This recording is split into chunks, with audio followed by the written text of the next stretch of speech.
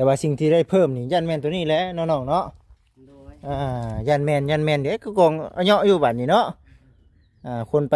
คือว่า 1,000 ก้อนคือว่าหลายอยู่นะว่าซั่นบกลงเนาะเอ้าไหลเทถือว่างานเทบ่งานเทเนาะพุ่นพี่น้องเอ้ยเนาะพุ่นค่อยเฮ็ดไปเนาะค่อยเฮ็ดไปมื้อเล็กมื้อน้อยใครกลัวเฮาบ่เฮ็ดได้เนาะเบิ่งเด้อระวังแล้วก็ตัวนี้แหละนี่เนาะเครื่องของมีอยู่กับไปบ่ได้พี่น้องไอ้ถ้าบ่มีปูนบาดนี่ปูนนี่ยัง1 2 3 4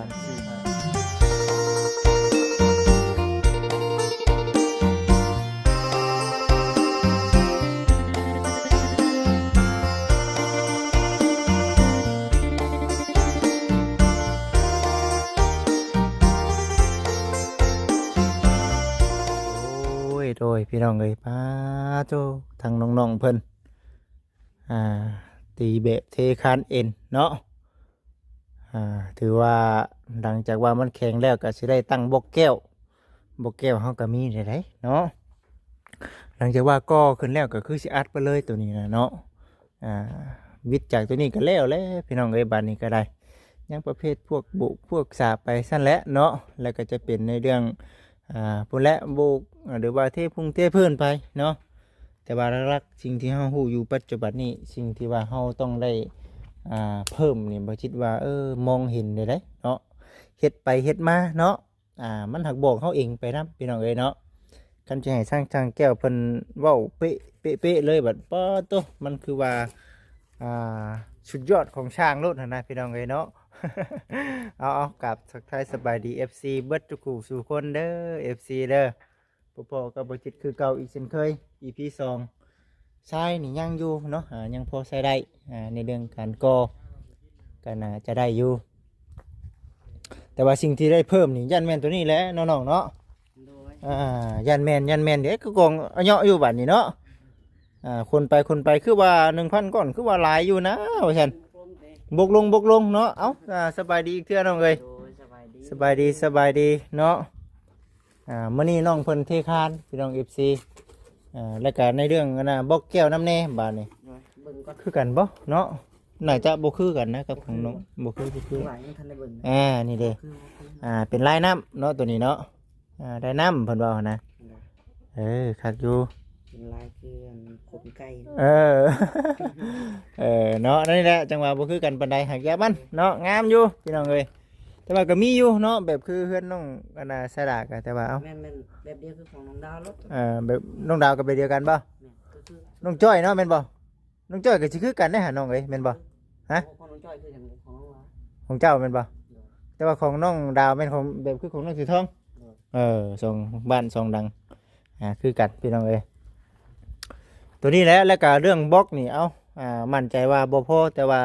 เฮาบ่ฮู้ว่าสิพอหน่อยพอหลายก็เดี๋ยวให้เพิ่นก่อเบิดก่อนเนาะบ่สร้างได้เนาะจะว่าตัวนั้นนำบ่จักแล้วเอาคืนบ่จักได้จักหน่อยนี่เนาะ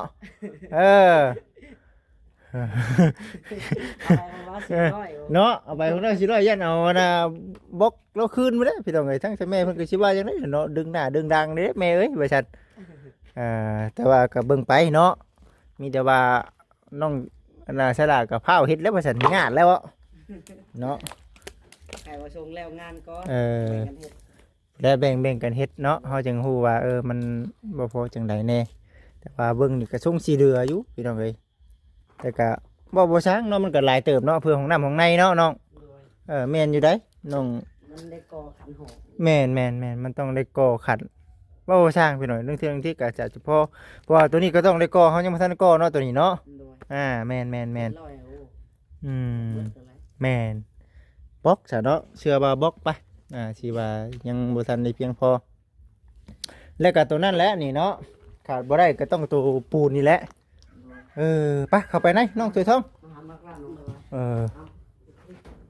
เอาไปพุ่นบ่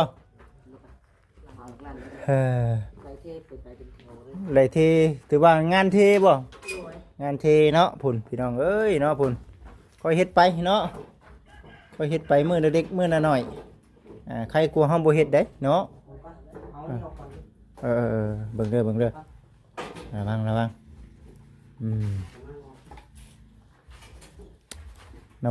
งอันนี้คือเอาน้ำมาแต่อยู่พุ่นแล้วก็เทอยู่นี่เลยแม่นบ่เอาไปมันสิเจ็บย้อนได้นี่เนาะมันสิเจ็บย้อนได้นี่พี่น้องเอ้ยหนาลงเลยเนาะพดไปน้ำล่างไปน้ำพดพร้อมมันก็เจ็บไปน้ำเบิ่งไปฮึบเบิ่งเด้อไหม้เด้อน้องระวังเลยคักก็ดีมีแต่สิเริ่มเทตัวนี้บัดนี้หลังจากว่าเทตัวนี้แล้วก็พุ่นแล้วบัดนี้สิ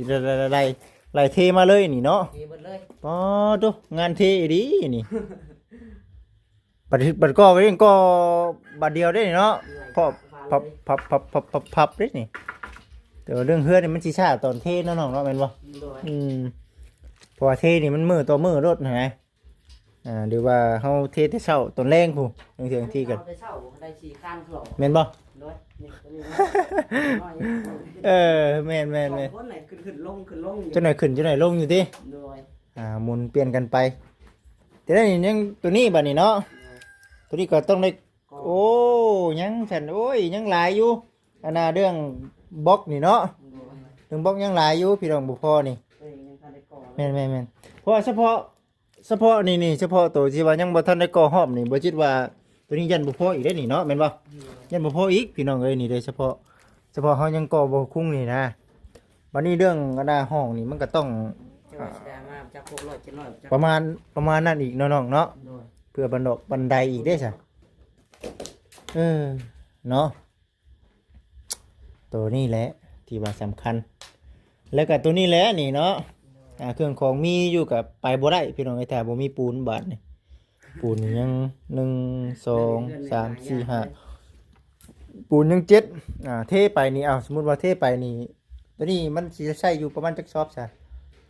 เทนี่นะ4คันบ่แม่นประมาณ4คันต่อสอบ4คันต่อสอบ4คันต่อสอบติคันเด่นมันบ่รอกันได้1 2 3 4เนาะสอบ1ก็ยังเหลืออยู่ตัดไปซะ2สอบเนาะยังเหลือ1 2 3 4 5สอบตัวนี้อีกบาทนี่เนาะโอ้ยยังหลายอยู่ โอ้ยยังเหลือ3 4สอบเนาะเอาเบิ่ง1 2 3 4สอบ1 1 2 3 4แม่นอยู่ยังเหลืออยู่ก็ประมาณ4-5สอบเนาะแล้วก็ต้องก่อแล้วบัดนี้ก่อนี่ก็จังว่าไปเนาะมีแต่เรื่อยๆหั่นแหละว่ามันสิเป็นจังไดเบิ่งเด้อระวังเจาะบ่สวรรค์บ่สายไฟเจาะใส่เด็กติ2เส้นเจาะใส่เด็ก2เส้นเฮ็ดไปฉันเนาะนี่แหละหลักๆเลยประตูต้องอยู่แถวนี้เนาะวันนี้คักแล้ว FC เอ้ยบ้านนี้ก็ได้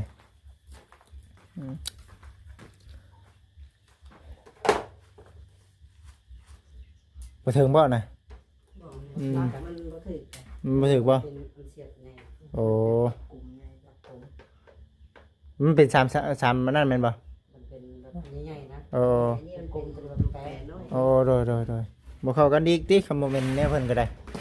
เอา FC รุ่นไปโอ้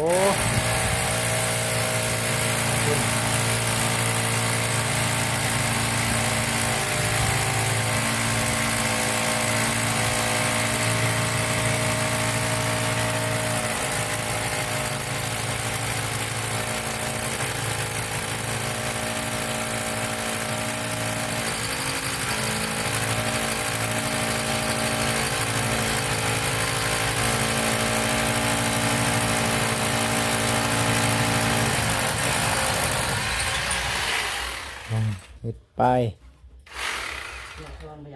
บ่เข้าบ่อย่าเข้าปานใดเนาะ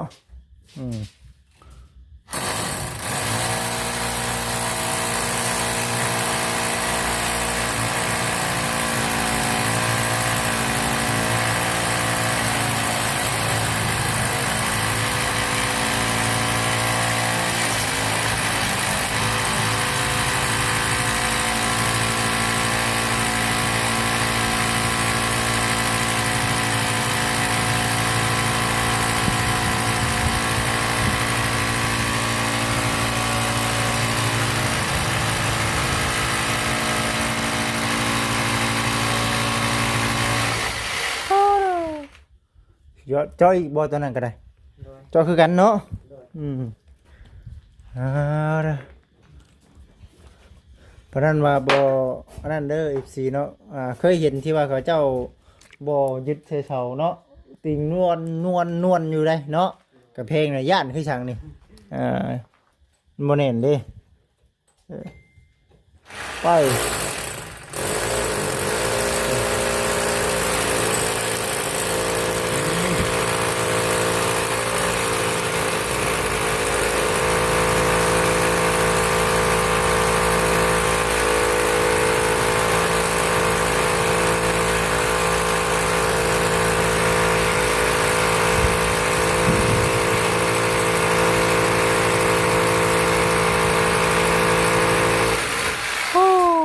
เนาะสุดยอด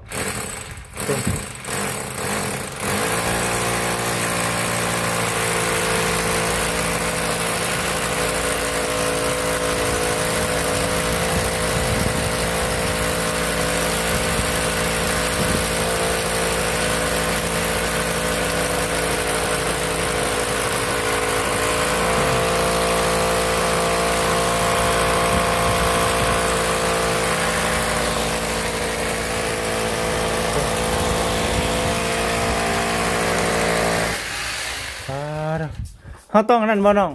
เขาต้องดันบ่ดันเขานำดิบ่ได้เด้เนาะคำบ่ดันเนาะ นานเข้า นั่นเขาเนาะ โดยหาชีวิตให้ แต่มันต้องปวดกล้ามได้นี่เนาะเวลาเขาดันช่วงที่ปวดกล้ามได้มันย่อนเนาะใส่แห้งพอ ใจเฮงดันเด้ จ่อแล้วว่าเคยได้แต่ง เด้อเนาะไปสั่นเอฟซีเนาะเบิ่งไปน้ำกันบัดนี้เอาไป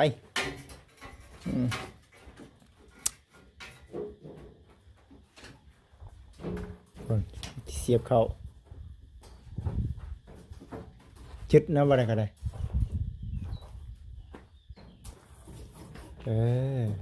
ยาวเลย ได้บ่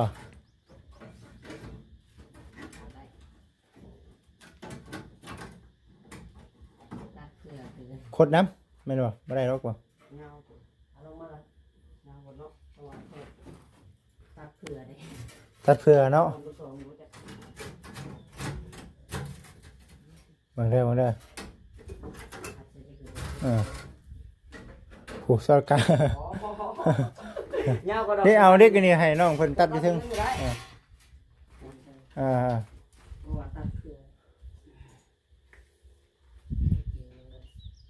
ได้บ่ได้บ่ ประมาณ5 เซน จึ๊บ ขีดแผลบ่ นั่นแหละนั่นแหละได้อยู่บ่ล่ะ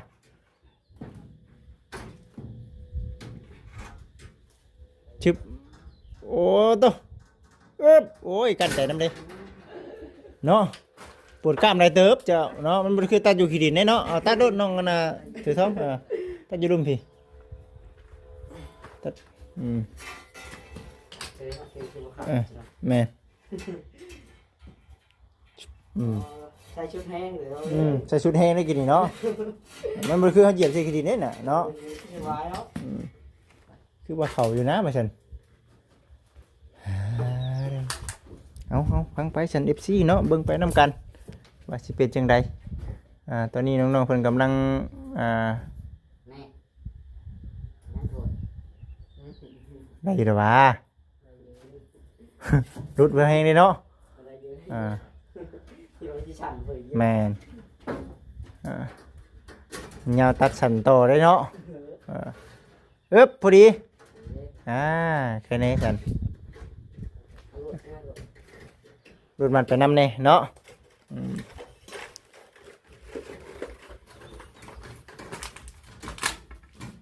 นี่คือเบิ่งเนาะสิย่างรอบๆให้ครับพ่อแม่พี่น้อง FC ได้เบิ่งได้ชมก่อนสันเนาะตอนนี้ก็อยู่ตัวหน้าบ้านตัวหน้าเฮือนน้องถุยทองเนาะก็เป็นทางผู้รักผู้ใหญ่เพิ่นอยากช่วยเนาะตั้งจิตตั้งใจอยากให้ทางน้องๆเพิ่นมีเนาะอันนี้ก็จะเป็นในส่วนที่ว่าน้ำจิตน้ำใจของทางพ่อแม่เพิ่นเด้อเนาะก็ขอขอบคุณแม่หลายๆที่มอบหมายงานนี้ให้เนาะก็ในเรื่องตัวนี้เดี๋ยวทางบริษัทเองสีมาเบิ่งก่อน ตัวนี้ก็ยังสิยังโอ้กำลังเริ่มนี่พี่น้องเอ้ยเนาะยังบ่ทันได้แข่งคักปานใดตัวนี้น่ะสิตั้งวงกบนำแน่ตัวนี้ตั้งวงกบแน่เพราะยังมีอีกอันหนึงปองเยี่ยมหั่นนะ FC ตอนนั้นบ่ได้ตั้งตอนนั้นเนาะสิได้เทคานแล้วก็ก่อขึ้นไปเลยแล้วก็อยู่ในส่วนตัวนี้นะตะเก้าของทั้งน้องอนาสลาดนะจะเป็นประตูอยู่ข้างนี้ แต่ว่าน้องเพิ่นนะประตูอยู่ข้างนั้นเนาะมันก็บ่คือกันห้องแบบเดียวกันแต่ว่าประตูคนละแบบทางเขาประตูคนละ FC บัดที่นี่เนาะจะอยู่ในมุมด้านนอกก็จะเป็นแบบนี้แหละสวยสดงดงามผู้ดีงามหูงามตาก็ต้องขอบคุณทั้งแม่หลายๆเนาะที่ชดช่วยน้องๆเพิ่นอันนี้ก็ถือว่าอุ้ยเพิ่นสันนันเป็นเพื่อสิแล้วเพื่อสิได้ทั่วบ่ธรรมดาได้พี่น้องเอ้ยมาเบิ่งทางมุมด้านนี้เนาะมุมทางด้านหลังบัดนี้ตอนนี้น้องๆก็กำลังมัดดุงมัดเด็กอยู่เนาะเราก็ยังว่ากันเทื่อนี่ก็กำลังเฮ็ดอยู่คอยเฮ็ดไปเนาะบ่แล้วมื้อนี้มื้ออื่นก็เฮ็ดต่อเนาะเฮ็ดไปเรื่อยๆเนาะจนกลัวจะแล้วเด้งดัด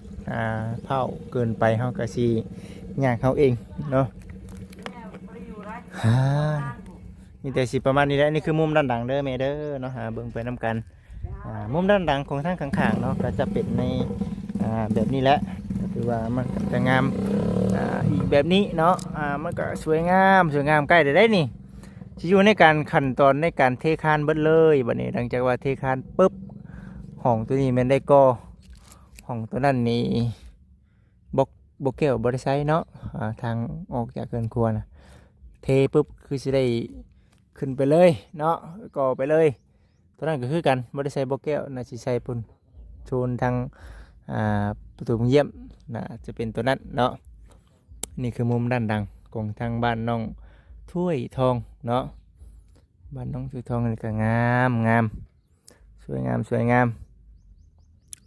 จะเบิ่งไปน้ำกันเด้อพ่อแม่พี่น้องเด้อมีแต่ว่าคือเก่าเช่นเคยพี่น้องเลย ถ้าหากว่ามีผู้รักผู้ใหญ่เพิ่นเนาะให้เป็นสะพานบุญครับที่ไปทางอื่นก็ไปคือกันเนาะเด่นไปทางนั้นแน่ทางนี้แน่ยินดีครับณที่เป็นสะพานบุญให้กับทางผู้รักผู้ใหญ่เพิ่นคือกันเนาะเอาเราเบิ่งเราส้มไปน้ำกันเด้อพ่อแม่พี่น้องเด้อว่าสิเป็นจังไดเนาะเป็นสันดันเป็นสิเป็นจังไดก็ได้เราเบิ่งเราส้มน้ำกันมาที่นี่ก็เอามาเบิ่งอยู่ในข้างในวันนี้ชีถ่ายบรรยากาศตอนห้องแห้งนี่แหละเนาะไขประตูออกจากขึ้นครัวข้างนี้ย่างแควกออกมาก็จะเป็นในเรื่องห้องนี้เนาะแล้วก็มีเจ้าสุนัขเนาะนอนคือห้อนนี่เนาะวับอยู่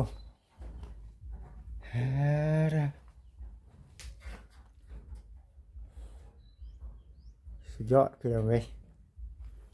งามจะมัดเด็กแมนบอบันนี่มัดเด็กไปนำ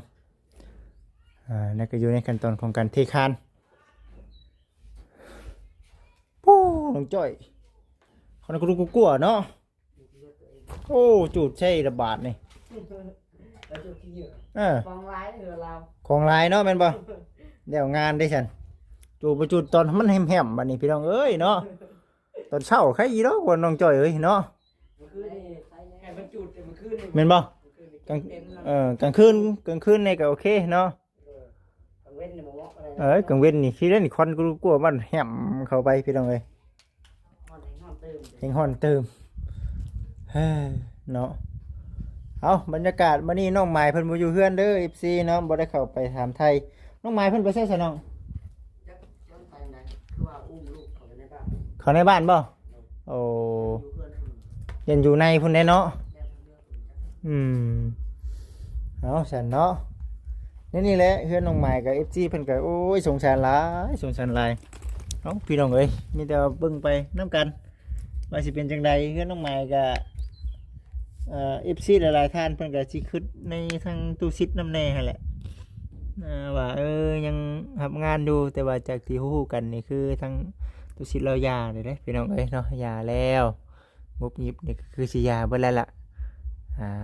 อันนี้ข่าวว่าคือสิอันน่ะ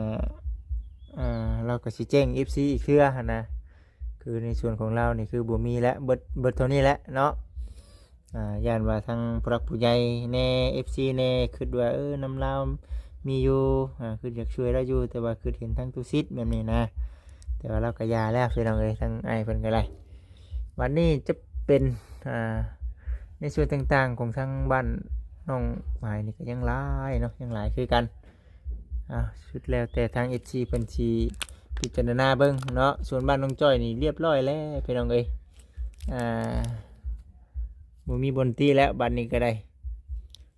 ตู้เย็นโทรทัศน์พัดลมเนาะบนอยู่บนนอนเนาะตัวบวงตัวซ้ำในอยู่เครื่องอยู่เฮ็ดกินปุยผ้าในไฟผ้าในก็มีเบิดครบเบิดแล้วพี่น้องเอ้ยประตูเบิดเท่านั้นเนาะในเรื่องเงินซานดันแปลนงามนี่แหละผู้ใหญ่เพิ่นเฮ็ดให้เนาะบ่เกินปีเดียวเขาไปหาเงินอยู่ไทยเว้ยเพื่อสิได้ซำนี้จักปีน้องดะจักปีไปหาเงินอยู่ไทยนี่ เนาะประมาณนั้นพุ่นแหละเพื่อกินเพื่ออยู่เฮาอีกแน่บาทนี่จักสิเป็นปีใดเนาะแม่น10 ปีนี่คือจักสิว่าจังใดเด้อพี่น้องเด้อคือว่าฮอดไปสั่ง10 ปีปีหนึง2 ปีก็คือว่านานแสนนานเนาะเวลานี่อุ้ยบ่ธรรมดาท่านผู้รักผู้ใหญ่เพิ่นบ่เฮ็ดให้นี่โอ้ยพี่น้องเอ้ยยันบ่ได้ดอกเนาะบ่ได้เฮาก็มีค่าใช้จ่ายแน่แบบว่าถึงมันสิบ่หลายก็หลายถึงมันสิบ่หลายสำหรับเพิ่นแต่ว่าหลายสำหรับเฮาบาดนี้เนาะมันว่าคือว่ายากสิแท้ได้เงินหมื่นเงินพันก็ได้พี่น้องเอ้ยเก็บเงินบ่เก่งแฮงบ่ได้โอ้ยเนาะบางเทื่อที่เก็บอยู่แต่บัดนึงมาบัดครอบครัวบัดนี่หั่นนะใช่หั่นใช่นี่แน่ทำอยู่ดีไม่แห้งอยู่เย็นเป็นสุขก็คือโชคดีไปจะเป็นอุ่นมากบัดแห้งกระเต็กเข้าเนาะน้องเสือทอง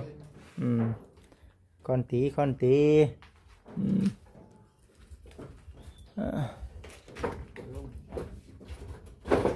เทนาคารตัวนี้ล่ะแต่คอยเฮ็ดไปก่อนชมคนเฮานี่แหละนี่คนมันน้อยอีดีมื้อนี้เนาะหักเงินโดนนะน้องเสือทองหักเงินโดนสิดอกเฮือนบัดเฮือนข่อยคือบ่เห็นลายคือหมู่สิดอกว่าสิดอกบัดไปเฮ็ดเฮือนข่อยว่าซั่นข่อยเฮ็ดไปเนาะได้อยู่4 คันติ4 คันก็ถือว่าโอเคอยู่ได้พี่น้องเนาะมื้อเดียวถือว่าเก่งคันมื้อก้อนนี่เต็มบ่ได้แม่นบ่มื้อเนาะคือไวแท้บ่ได้หาติมามื้อนั้นยังบ่ทันได้เฮ็ดไปสั่งเลยว่าซั่นส่วนนี้แหละตื่นหูตื่นตาแต่ผู้เฮ็ดติเนาะจนข้างเหลืองเนาะ จนเมื่อยผู้เฮ็ดเนาะแม่นผู้มาอัปเดตอยู่ชื่อบัดคือว่าไวแท้ว่าซั่นแท้บ่ได้ออกคือออกเฮงทั้งหมู่ซั่นก็ได้เนาะเอาซะเนาะเฮ็ดไปเบิ่งบรรยากาศไปนำกันเด้อพ่อแม่พี่น้องเด้อนี่เฮือนชั้นนั้นเป็นของทางน้องถือทองงามแล้วอาเม็ดบ่สวยงามคักแน่แล้วพี่น้องเอ้ยเอาน้องฉลาดก็ค่อยเฮ็ดไปเด้อน้องเด้อคันว่าเมื่อยก็นั่นก็ได้บ่ได้อันนั้นดอกเนาะมีก็เฮ็ดไปถ้าหมู่คู่ถ้าคนทีมงานเฮามันมาหลายก่อนก็ได้อย่าว่ามันเมื่อยเด้เนาะ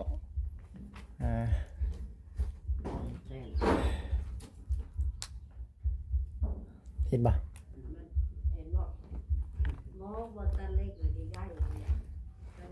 นี่แมทนี่ดำคืออยู่เนาะคิดว่าบ่แม่นพี่น้องเอ้ยเด้อเอาคือสิประมาณนี้แล้วฉันเดี๋ยวสิไปอัปเดตเฮือนน้องดาวก็เด้อน้องเด้อโอเคสู้ๆน้องเมื่อยก็พักผ่อนนะสบายดี FC เนาะสิประมาณนี้แหละเนาะได้ถ่ายให้กับพ่อแม่พี่น้อง FC ได้เบิ่งได้ชมแล้วบัดนี้ก็ได้มีแต่สิ